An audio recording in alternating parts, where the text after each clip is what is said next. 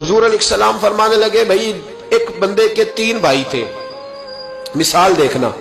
اور ذرا سمجھانے کا انداز دیکھنا میرے حبیب کا۔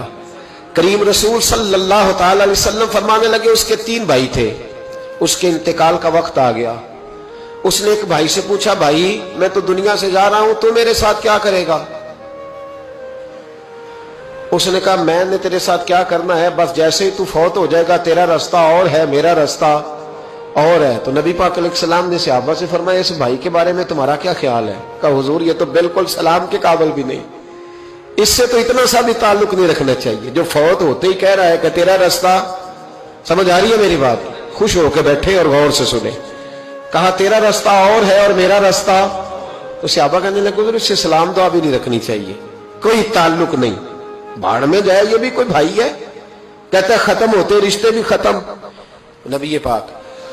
علیہ السلام نے فرمایا پھر اس نے دوسرے بھائی سے پوچھا کہ یار میں تو دنیا چھوڑ رہا ہوں، تو میرا بھائی ہے، تیرا میرا رشتہ ہے، اب تو بتا میں اگر مروں گا تو میرے ساتھ کیا کرے گا؟ تو اس نے کہا بھائی میں تیری تیمارداری بھی کروں گا،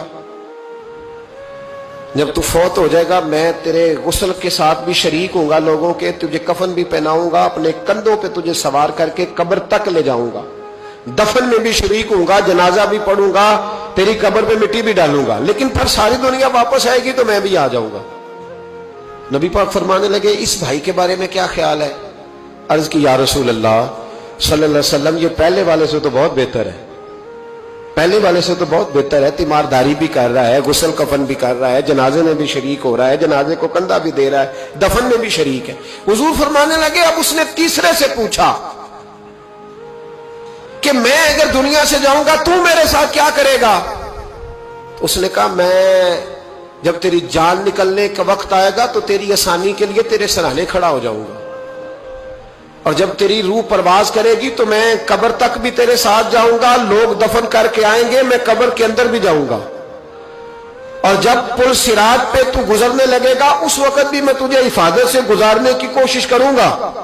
اور جب میزان عمل پر اعمال تلیں گے اس وقت بھی میں تیرے ساتھ کھڑا رہوں گا اور تیری سفارش کروں گا تاکہ تو صحیح طریقے سے اعمال تل جائے۔ اور وہ بھائی کہنے لگا میرے بھائی جب تجھے شدید پیاس لگے گی تو تیرے لیے پانی کا بندوبست کرنے کی کوشش کروں گا، تو میرا بھائی ہے، میں تجھے تنہا نہیں چھوڑوں گا، اتنی دیر تیرے ساتھ رہوں گا جب تک تو جنت میں داخل نہیں ہو جاتا۔ تو میرے حبیب پاک علیہ السلام نے اب صحابہ سے پوچھا، حضور فرمانے لگے اس بھائی کے بارے میں تمہارا کیا خیال ہے؟ تو صحابہ کہنے لگے حضور باقی دونوں کو چھوڑ دینا چاہیے، تعلق کسی کے ساتھ رکھنا چاہیے جو قبر میں بھی جائے، میزان عمل پر بھی جائے، میدان محشر میں بھی ساتھ جائے، پل صراط پہ بھی ساتھ جائے، جنت میں داخلے کے وقت بھی